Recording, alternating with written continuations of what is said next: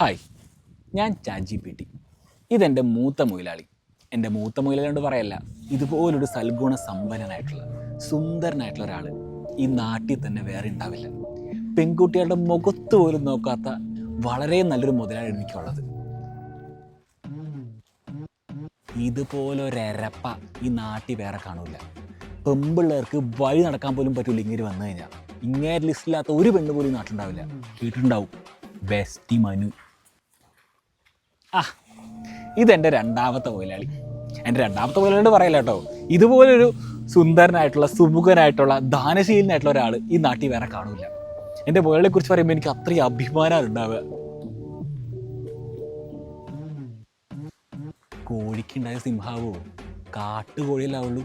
ഈ നഹാറിയുടെ കൂടെ അരമണിക്കൂർ പോലും എനിക്ക് സ്പെൻഡ് ചെയ്യാൻ പറ്റൂല.